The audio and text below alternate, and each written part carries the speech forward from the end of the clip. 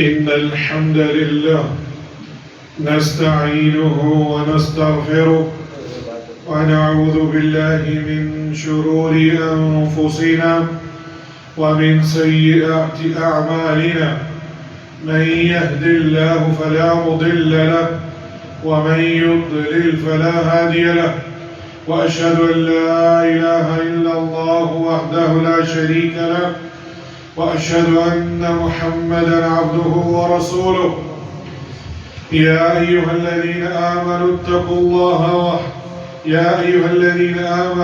الله حق تقاته ولا تموتن إلا وأنتم مسلمون يا أيها الناس اتقوا ربكم الذي خلقكم من نفس واحدة وخلق منها زوجها وبث منهما رجالا كثيرا ونساء واتقوا الله الذي تساءلون به والأرحام إن الله كان عليكم رقيبا يا أيها الذين آمنوا اتقوا الله وقولوا قولا سديدا يصلح لكم أعمالكم ويغفر لكم ذنوبكم ومن يطع الله ورسوله فقد فاز فوزا عظيما أما بعد إن أصدق الحديث كتاب الله وأحسن الهدي هدي محمد صلى الله عليه وسلم وشر الأمور محدثاتها وكل محدثة بدعة وكل بدعة ضلالة وكل دلالة في النار أعوذ بالله من الشيطان الرجيم من همزه ونفخه ونفثه بسم الله الرحمن الرحيم إنا أنزلناه في ليلة القدر وما أدراك ما ليلة القدر ليلة القدر خير من 1000 شهر تنزل الملائكة والروح فيها بإذن ربهم من كل أمر سلام هي حتى مطلع الفجر.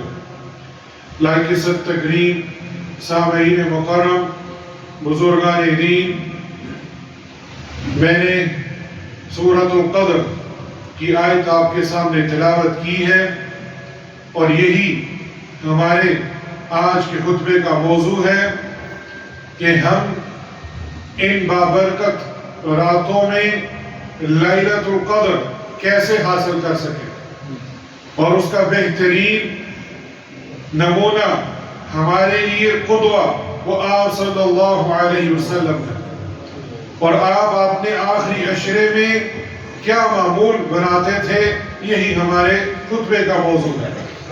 اور آج 23 رمضان 1447 ہجری ہے، اور اللہ سبحانہ و تعالیٰ نے بہت ساری برکتیں ایک ہی جگہ اکٹھی کر دی ہے۔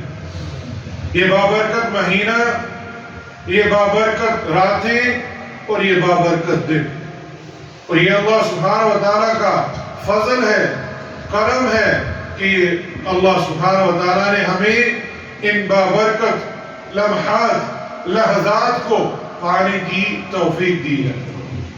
اللہ سبحانہ و تعالیٰ نے سورۃ القدر کے اندر ہمیں یہ خبر دی ہے کہ یہ ایک ایسی رات ہے جس رات قرآن کو نازل کیا تھا، اور یہ لوح محفوظ سے دنیا السماء میں بیت العزہ میں اس کو ایک ہی رات میں نازل کیا گیا، اور پھر وہاں سے جبرائیل علیہ السلام آپ صلی اللہ علیہ وآلہ وسلم پر 23 سال کم و بیش وحی کے ذریعے اس پورے قرآن کو نازل کرتے رہے، اور یہ بھی بتا دیا جس رات ہم نے یہ نازل کی وہ لیلۃ القدر خیر من 1000 شہر، یہ شب قدر 1000 مہینوں سے بہتر ہے۔ یعنی اگر اس کو مہینوں میں لے کر آیا جائے تو 1000 مہینوں سے بہتر ہے، اور اگر اس کو سال میں بدلا جائے یہ 83 سال اور 4 ماہ. اللہ اکبر. ہمیں نہیں معلوم ہماری اتنی عمر بھی شاید ہو. اور پھر کیا فرمایا؟ تنزل الملائکۃ والروح. اس رات فرشتوں کا نزول ہوتا ہے اور روح جبرائیل علیہ السلام. اللہ اکبر.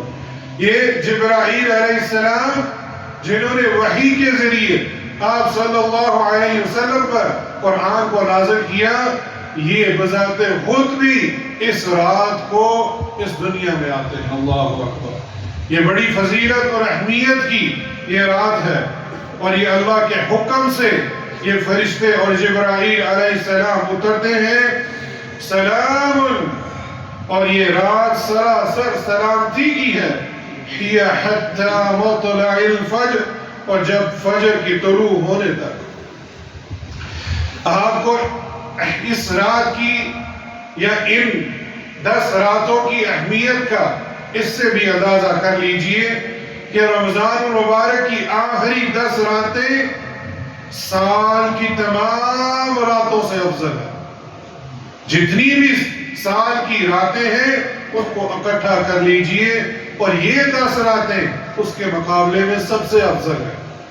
پھر رمضان کی آخری تاک راتیں اس رمضان کی آخری 10 راتوں سے افضل ہے. اللہ اکبر. اس کو اور سمیٹ لیجئے کہ آخری 10 راتوں میں اس میں جو افضل راتیں ہیں وہ تاک راتیں ہیں. اور اس کو اور سمیٹ لیجئے کہ لیلۃ القدر کی رات رمضان کی تاک راتوں میں سب سے افضل ہے. اللہ اکبر. علماء کرام اللہ ان کو اپنے ہاں اعلیٰ مقام عطا فرمائے. ہمیں کیسے اچھے انداز سے تقابل سے اس کی اہمیت اجاگر کی ہے. تو اسی لیے ہمیں اس رات جاگنا ہے اور جاگ کر اللہ سبحانہ و تعالیٰ کی عبادت کرنی ہے.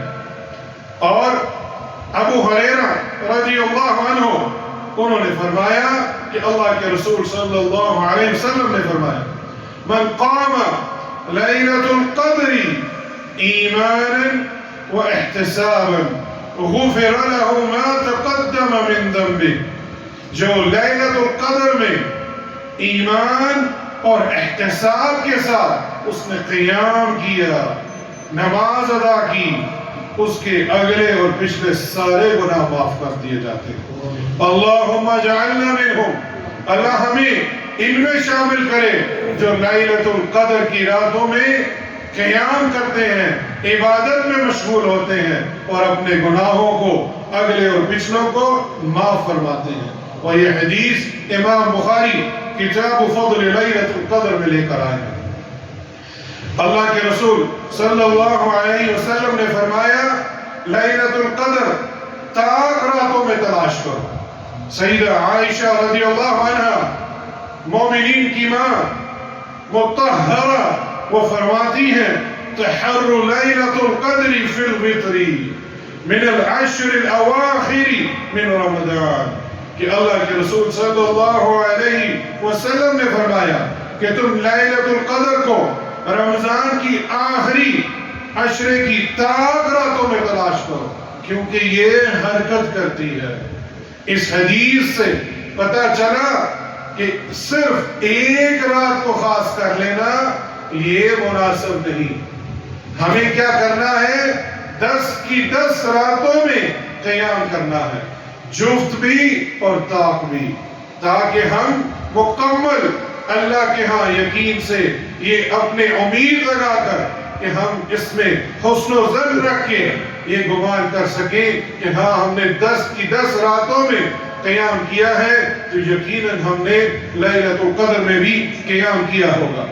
ابو سعید الخدری رضی اللہ عنہ وہ فرماتے ہیں کہ ہم نے اللہ کے رسول صلی اللہ علیہ وسلم کے ساتھ رمضان کے دوسرے عشرے میں اعتکاف کیا اور 20 رمضان کے بعد آپ صلی اللہ علیہ وسلم صبح کے وقت اعتکاف سے باہر نکلے اور باہر آ کر وہ جمعے کا دن تھا اور ہمیں خطبہ دیا اور فرمایا کہ مجھے لیلۃ القدر دکھائی گئی لیکن بلا دی گئی، یا آپ نے فرمایا میں خود بھول گیا، اس لیے تم اسے آخری عشرے کی تاک راتوں میں تلاش کرو۔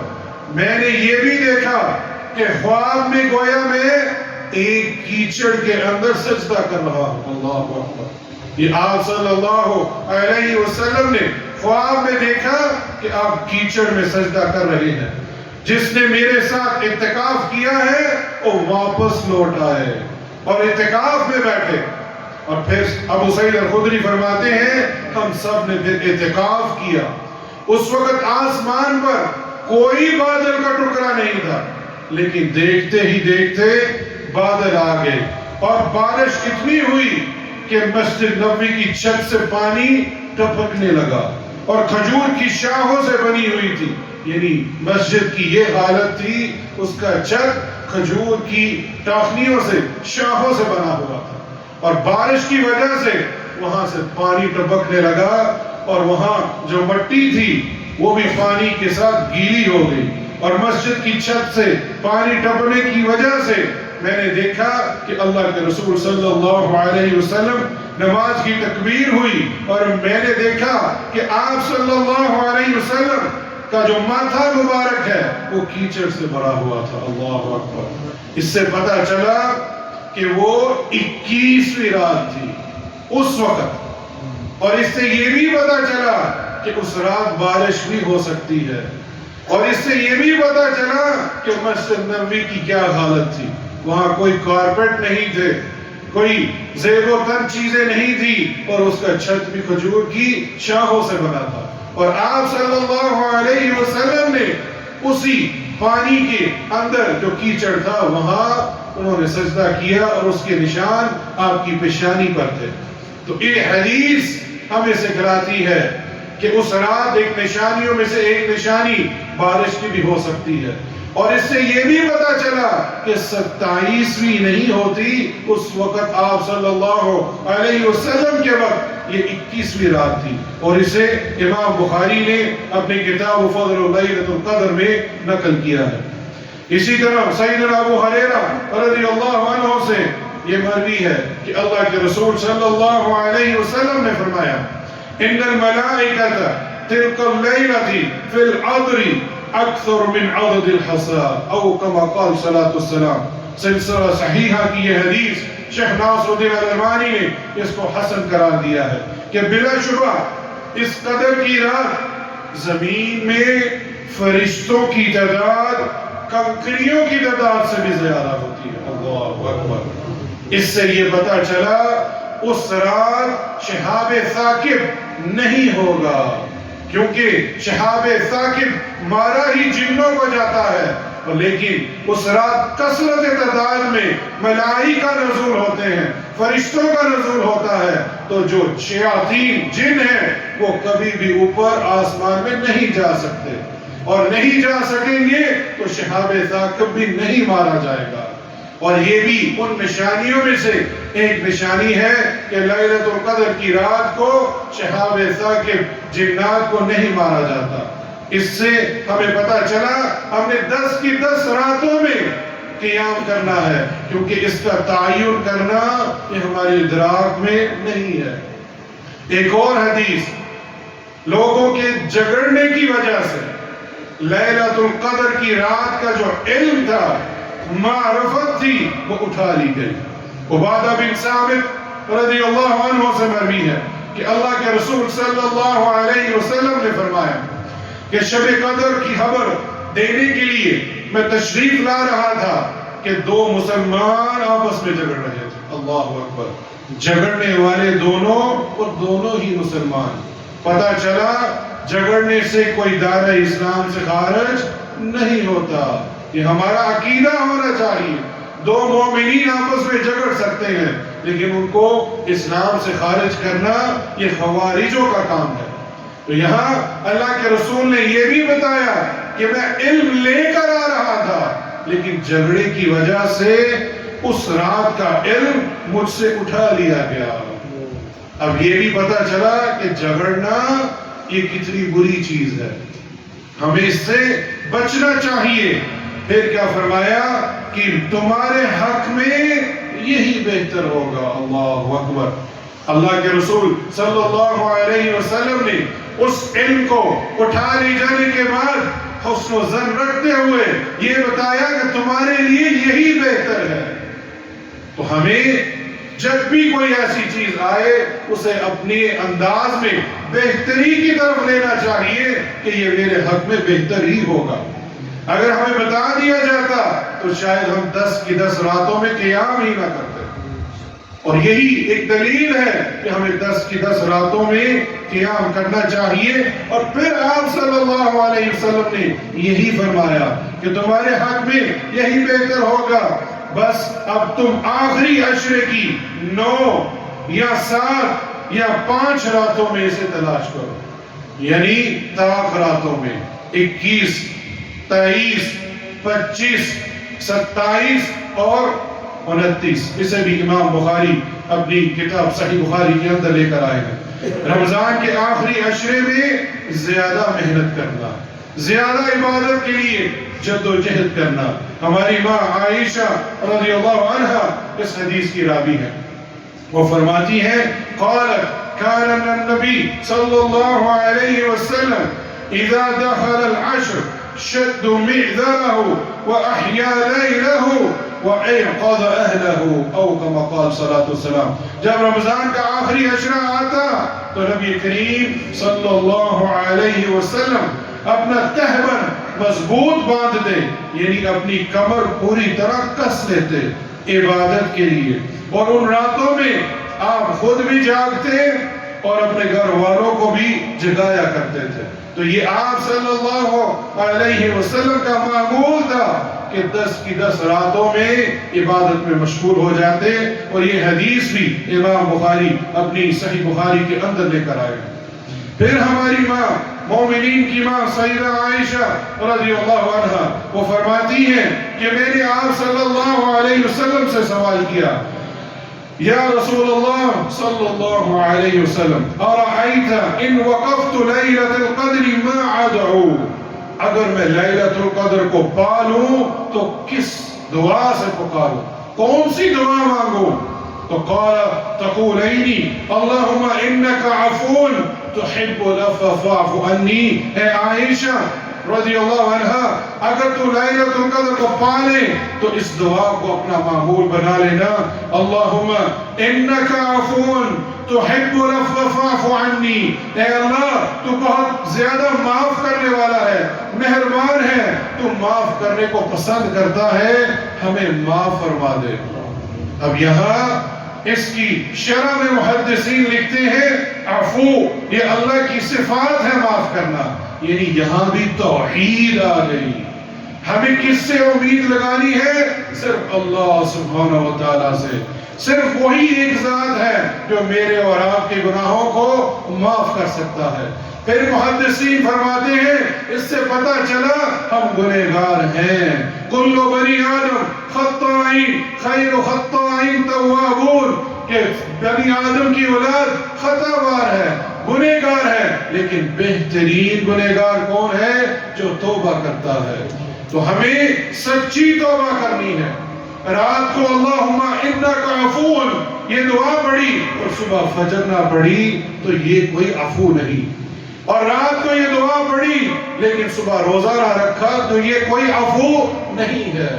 تو لہٰذا اس کو صحیح معنوں میں زبان کے ساتھ، دل کی تصدیق سے اور عمل بالجوارح کے ساتھ عمل کر کے دکھا کر یہ دعا مانگیے تو اللہ سبحانہ و تعالی ہمارے گناہوں کو معاف فرما دے گا۔ ایک اور نشانی جو لیلۃ القدر کی ہے لیکن وہ آئے گی بعد میں، اللہ کے رسول صلی اللہ علیہ وسلم نے فرمایا اخبرنا رسول اللہ صلی اللہ علیہ وسلم انها لیلۃ صبیحتها تطلع الشمس لیس لها شعاع او كما قال صلاة والسلام۔ ہمیں رسول اللہ صلی اللہ علیہ وسلم نے خبر دی کہ یہ ایک ایسی رات ہے جس کی صبح، رات گزرنے کے بعد جو سورج طلوع ہوتا ہے تو اس کی کوئی شعاع نہیں ہوتی۔ اللہ اکبر، یہ بہت بڑی نشانی ہے کہ یہ رات گزرنے کے بعد نظر آتی ہے، اور یہ حدیث سنن الترمذی کے اندر صحیح سند کے ساتھ موجود ہے۔ اس سے پتہ پھر چلا کہ ہم نے ہر رات عبادت کرنی ہے، کیونکہ سورج تو بعد میں طلوع ہوتا ہے۔ یہ آپ صلی اللہ علیہ وسلم کا معمول تھا لیلۃ القدر کی تلاش میں۔ دوسرا معمول اعتکاف کرنا۔ اللہ سبحانہ وتعالیٰ نے ہمیں سورہ البقرہ میں ارشاد فرمایا وَلَا تُبَاشِرُوهُنَّ وَأَنْتُمْ آكِفُونَ فِي الْمَسَاجِدِ، تم اپنی بیویوں سے مباشرت نہ کرو جبکہ تم مسجدوں میں معتکف ہو۔ اس سے پتہ چلا مرد ہو یا عورت، اس کا جو اعتکاف ہے وہ مسجدوں کے اندر ہی ہوگا۔ پھر کیا فرمایا تِلْكَ حُدُودُ اللَّهِ وَلَا تَقْرَبُوهَا، اور یہ اللہ کی حدیں ہیں، ان کو آگے مت کراس کرو۔ كَذَلِكَ يُبَيِّنُ اللَّهُ آيَاتِهِ لِلنَّاسِ لَعَلَّهُمْ يَتَّقُونَ، اسی طرح اللہ اپنی آیتیں لوگوں کے لیے بیان کرتا ہے تاکہ وہ پرہیزگار ہو جائیں۔ معتکف کے لیے خیمہ لگانا، یہ بھی امام بخاری اس حدیث کو لے کر آئے ہیں، اور عائشہ رضی اللہ عنہ بیان کرتی ہیں کہ اللہ کے رسول صلی اللہ علیہ وسلم آخری عشرے میں اعتکاف کیا کرتے تھے، اور اس میں آپ صلی اللہ علیہ وسلم کے لیے خیمہ لگایا جاتا تھا، اور جب آپ صبح فجر کی نماز پڑھ لیتے اس کے بعد وہ خیمے میں داخل ہو جاتے، یعنی اپنے آپ کو اس دنیا سے الگ کر کے اللہ کے ساتھ لو لگا لیتے اور عبادت میں مشغول ہو جاتے۔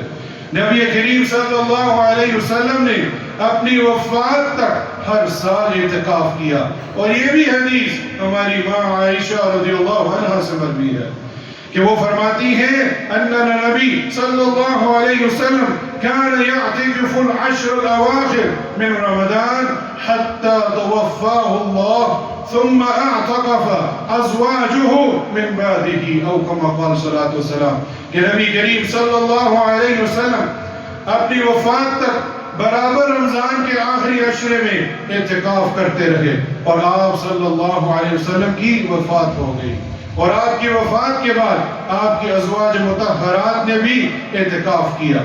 معتکف اپنے اہل خانہ سے کسی ضرورت کے تحت بات کر سکتا ہے۔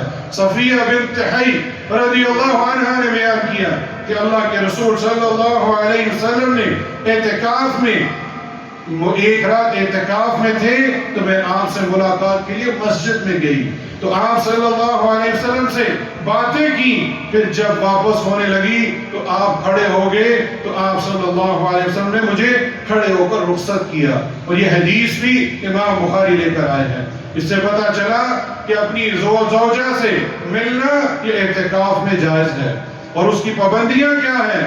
حضرت عائشہ رضی اللہ عنہ فرماتی ہیں، یہ حدیثیں تمام عائشہ رضی اللہ عنہ سے، اللہ اکبر، اس سے پتہ چلتا ہے ہماری بیویوں کو دین کا علم ہونا چاہیے، اور یہ حدیث سنن نبی داؤد کے اندر صحیح سند کے ساتھ مروی ہے۔ حضرت عائشہ رضی اللہ عنہ نے فرمایا معتکف کے لیے یہ سنت ہے کہ وہ مریض کی عیادت نہ کرے۔ عام حالت میں مریض کی عیادت کرنا اجر و ثواب کا باعث ہے، لیکن معتکف کے لیے وہ مریض کے لیے عیادت کے لیے نہیں جا سکتا، جنازے میں شریک نہ ہو، اللہ اکبر۔ عام حالت میں جنازے میں جانا باعث اجر و ثواب کا کام ہے، اور لیکن معتکف کے لیے یہ کام کرنا جائز نہیں۔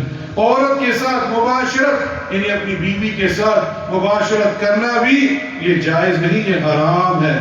کسی ضروری کام کے علاوہ مسجد سے نکلنا یہ بھی درست نہیں۔ روزے کے بغیر اعتکاف کرنا، اللہ اکبر، یعنی معتکف بھی ہو اور روزہ نہ رکھے، یہ بھی عمل درست نہیں۔ اور مسجد ہمیشہ وہ ہونی چاہیے جو جامع مسجد ہو، جہاں اعتکاف کیا جا سکے اور اس کو جمعے کے لیے باہر نہ نکلنا ہو۔ یہ آپ صلی اللہ علیہ وسلم کا معمول تھا۔ ایک اور حدیث شاید میرے اور آپ کے لیے فائدے مند ہو، صرف ایک رات کا بھی اعتکاف کیا جا سکتا ہے، اللہ اکبر۔ اللہ کے رسول صلی اللہ علیہ وسلم نے اور اللہ نے ہمارے لیے کتنی سہولتیں بیان کی ہیں۔ امام بخاری اس حدیث کو لے کر آئے ہیں کہ انہیں نافع اور انہیں عبداللہ ابن عمر اور انہوں نے عمر ابن الخطاب رضی اللہ عنہ سے یہ مروی ہے کہ اللہ کے رسول صلی اللہ علیہ وسلم سے پوچھا کہ میں نے زمانہ جاہلیت میں نظر مانی تھی کہ میں مسجد الحرام میں ایک رات کا اعتکاف کروں گا، تو اس کے بارے میں اب میں کیا کروں؟ تو اللہ کے رسول صلی اللہ علیہ وسلم نے فرمایا اے عمر یہ نظر جو تو نے مانگی تھی اب اس کو جا کر پورا کر۔ تو پھر عمر ابن الخطاب نے مسجد الحرام میں ایک رات کا اعتکاف کیا۔ تو یہ میرے اور آپ کے لیے یہ ایک عمل موجود ہے کہ اگر ہم ہفتے کی مغرب کے بعد یہاں تشریف لے جائیں مسجد میں اور اتوار کی مغرب تک اگر ہم وہاں ایک دن اور رات کا اعتکاف کریں تو یہ بھی اللہ کے ہاں مقبول ہوگا۔ اللہ سبحانہ و تعالی ہمیں ان باتوں پر عمل کرنے کی توفیق عطا فرمائے۔ صدقۃ الفطر یہ بھی بڑا اہم عمل ہے جو ہمیں معلوم ہونا چاہیے۔ رمضان میں کوتاہی یا کمی وغیرہ ہو جاتی ہے اور اس کی تلافی کے لیے صدقۃ الفطر لازم قرار دیا ہے۔ ہر مسلمان پر صدقہ عید کی نماز سے پہلے دینا فرض ہے اور واجب ہے۔ عبداللہ ابن عباس رضی اللہ عنہ سے مروی ہے کہ فرض قرار دیا گیا ہے، رسول اللہ صلی اللہ علیہ وسلم نے صدقۃ الفطر کو جو روزے میں لغو اور فحش بات ہو گئی ہو اس کا کفارہ ادا کرنے کے لیے، اللہ اکبر، اللہ سبحانہ و تعالیٰ نے روزے کی حالت میں اگر ہم سے کوئی لغو اور فحش بات ہو جائے اس کا کفارہ ادا کرنے کے لیے صدقۃ الفطر ہم پر فرض کیا ہے۔ مساکین کے لیے خوراک ہے، یہ چیز سمجھیے، وَطُعْمَةٌ لِلْمَسَاکِينَ، مساکین کے لیے خوراک ہے، اس کو خوراک کی شکل میں دینا چاہیے۔ جو نماز عید الفطر سے پہلے ادا کرے گا یعنی عید کی نماز سے پہلے ادا کرے گا اس کا صدقۃ الفطر قبول ہوگا، اور اگر عید کی نماز کے بعد وہ اس کو ادا کرے گا تو اس کا وہ صدقہ عام صدقہ ہوگا، صدقۃ الفطر نہیں کہلائے گا۔ صدقۃ الفطر کا بیان اور اس کی مقدار اور کن پر فرض ہے۔ عبداللہ ابن عمر رضی اللہ عنہما سے مروی ہے کہ اللہ کے رسول صلی اللہ علیہ وسلم نے فرمایا کہ تم یہ صدقۃ الفطر ان لوگوں کو دو جو غریب ہوں، فقراء اور مساکین، اللہ اکبر، اور وہ ہر آزاد اور ہر غلام مرد ہو یا عورت اس پر یہ فرض ہے، اور اس کی جو جنس بیان ہوئی ہے یا تو ایک سا کھجور یا جو اس کو دینا چاہیے۔ یہاں ایک سا یہ پیمانہ بھی بتا دیا، جنس بھی بتا دی، اور یہ بھی بتا دیا کہ وہ طعام کی شکل ہے۔ یہاں ایک نقطہ سمجھیے، ایک ہے زکوٰۃ المال، وہ پیسوں کی شکل میں ادا ہوتی، اور ایک ہے زکوٰۃ الفطر، وہ ایک طعام کی شکل میں ادا ہوگی۔ اس کی جنس بھی بتائی گئی، اس کا وزن بھی بتایا گیا۔ سا اس کا پیمانہ کیسے کر سکتے ہیں؟ ایک عام درمیانے ہاتھ لے لیجئے اور وہ چاول ہیں اس کے اندر بھر لیجئے اور اس کو 4 ہاتھ کر لیجئے، یہ ایک سا بن جائے گا، اللہ اکبر۔ اور اگر کھجور ہوگی اس کا وزن الگ ہے، اگر چاول ہوں گے اس کا وزن الگ ہے، کشمش ہوگی اس کا وزن الگ ہے، تو ہر جنس کا اپنا وزن ہے۔ تو اس کا طریقہ یہی ہے، ایک سا ایک فرد نے دینا ہے، اپنے عام درمیانے ہاتھ لے کر اس سے بھر لیجئے اور 4 ہاتھ بھر کے ایک طرف کریں گے تو یہ ایک سا بن جائے گا، جو کم و بیش 2.5 کلو بنتا ہے۔ تو ہمیں ہمیشہ یہ کوشش کرنی چاہیے کہ اس کو طعام کی شکل میں ادا کیا جائے۔ بہت سارے علماء کرام کہتے ہیں کہ اس کو مال کی شکل میں دے سکتے ہیں، لیکن اگر آپ حدیثوں کا اور صحابہ کرام کے عمل پر غور کریں، انہوں نے اس کو کبھی مال کی شکل میں نہیں دیا۔ وہ اپنے گھروں میں طعام کی بوریاں کھولتے تھے اور وزن کے ساتھ اس کو ادا کیا کرتے تھے۔ اور یہاں ابو سعید الخدری کی یہ روایت بھی موجود ہے کہ اللہ کے رسول صلی اللہ علیہ وسلم کے زمانے میں صدقۃ الفطر 1 سا گیہوں یا 1 سا کھجور یا ایک سا جو یا ایک سا کھجور یا خشک انجیر اس کی شکل میں نکالا جاتا تھا۔ تو یہاں میری آپ سب سے یہی گزارش ہے کہ ایک سا تقریباً 2.5 کلو بنتا ہے، گھر میں موجود ہر فرد کی طرف سے 2.5 کلو اناج کی شکل میں صدقۃ الفطر عطا کریں، اور یہی اللہ کے رسول صلی اللہ علیہ وآلہ وسلم سے اور صحابہ کرام سے مروی ہے۔ اقول ما تسمعون واستغفر اللہ لی ولکم من کل ذنب فاستغفروه انه هو الغفور الرحیم۔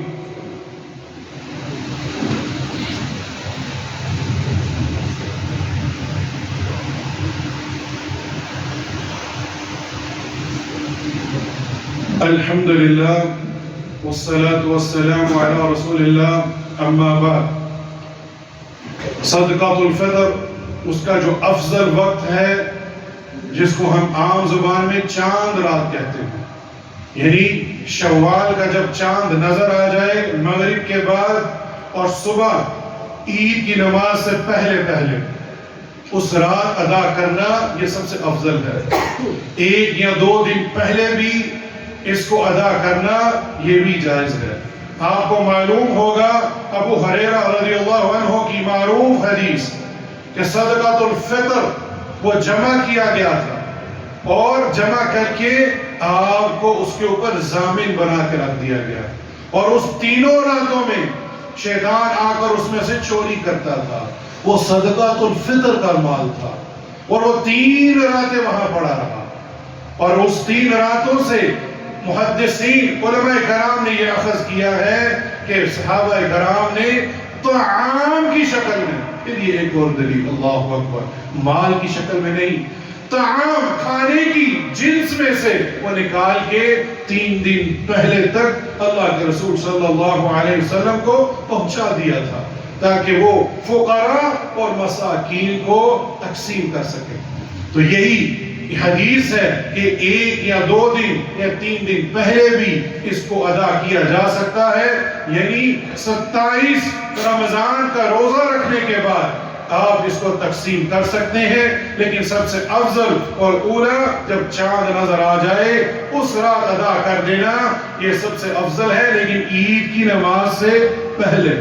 اور صدقہ گناہوں کی مغفرت کا ایک بہت ہی اہم ذریعہ ہے۔ اللہ کے رسول صلی اللہ علیہ وسلم کی یہ حدیث، وَالصَّدْقَةُ تُطْفِئُ الْخَطِيئَةَ كَمَا يُطْفِئُ الْمَاءُ النَّارِ، صدقہ گناہوں کو ایسے بجھا دیتا ہے جس طرح پانی آگ کو بجھا دیتی ہے۔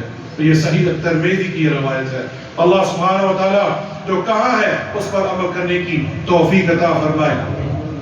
إن الله وملائكته يصلون على النبي يا أيها الذين آمنوا صلوا عليه وسلموا تسليما اللهم صل على محمد وعلى آل محمد كما صليت على إبراهيم وعلى آل إبراهيم إنك حميد مجيد اللهم بارك على محمد وعلى آل محمد كما باركت على إبراهيم وعلى آل إبراهيم إنك حميد مجيد اللهم انك عفو تحب العفو فاعف عنا۔ یا اللہ ہم سب گنہگار ہیں، گناہوں میں ڈوبے ہیں اور ہم اس کا اقرار کرتے ہیں، لیکن تو وہ ذات ہے جو گناہوں کو معاف کرنے والا ہے۔ یا اللہ تو پسند کرتا ہے معاف کو۔ یا اللہ ہم سب کے گناہوں کو معاف فرما، ہمارے گھر والیوں کے گناہوں کو معاف فرما، ہمارے والدین کے گناہوں کو معاف فرما، ہماری ذریات کے گناہوں کو معاف فرما۔ یا اللہ جتنے بھی مسلمان وفات پا چکے ہیں یا اللہ ان کے گناہوں کو معاف فرما، جو حیات ہیں مسلمان مومنین ہو یا مومنات، مسلمان مرد اور عورت، ان سب کے گناہوں کو معاف فرما۔ یا اللہ تو رمضان میں ہر رات اتقا من النار، لوگوں کی گردنوں کو جہنم کی آگ سے بچاتا ہے۔ یا اللہ ہم سب کی گردنوں کو جہنم سے آزاد کر دے۔ یا اللہ تو معاف کرنے والا ہے، ہماری گردنوں کو معاف کر دے۔ یا اللہ تو غفور الرحیم ہے، ہمیں ہماری گردنوں کو جہنم کی آگ سے بچا۔ یا اللہ جو پریشان ہیں ان کی پریشانیوں کو دور فرما۔ یا اللہ جو بیمار ہیں ان کو شفاء کاملہ اور عاجلہ عطا فرما۔ یا اللہ جو وفات پا چکے ہیں ان کی قبر کو جنت کا باغ بنا دے۔ یا اللہ جن کے والدین وفات پا چکے ہیں ان کی قبر کو جنت کا باغ بنا۔ یا اللہ میرے والد کو ان کی قبر کو جنت کا باغ بنا دے۔ یا اللہ جن کے والدین حیات ہیں या अल्लाह उनके बच्चों को उनकी खिदमत करने की तौफीक अता फरमा। या अल्लाह इस रमज़ान हमें जो इबादत करने का मौका मिला है, या अल्लाह उस पर इस्तिक़ामत अता फरमा। हम रमज़ान के बाद भी इसी तरह तेरी इबादत करते रहे। अल्लाहुम्मा इन्नका अफ़ून तुहिब्बुल अफ़्व फ़अफ़ु अन्ना। अल्लाहुम्मा अग़फ़िर ली ज़ंबी कुल्लहु दिक्कहु व जिल्लहु व अव्वलहु व आखिरहु व अलानियतहु व सिर्रहु। रब्बना आतिना फ़िद दुनिया हसना व फ़िल आखिरति हसना व क़िना अज़ाबन्नार। रब्बना अग़फ़िर ली व लिवालिदैया व लिलमुअमिनीना यौम यक़ूमुल हिसाब। रब्बना तक़ब्बल मिन्ना इन्नका अंतस समीउल अलीम व तुब अलैना इन्नका अंतत तव्वाबुर रहीम। इबादल्लाह इन्नल्लाह यअमुरु बिल अदलि वल इहसान व ईताइ ज़िल क़ुर्बा व यन्हा अनिल फ़हशाइ वल मुनकरि वल बग़ी यइज़ुकुम लअल्लकुम तज़क्करून व अक़ीमुस्सलाम।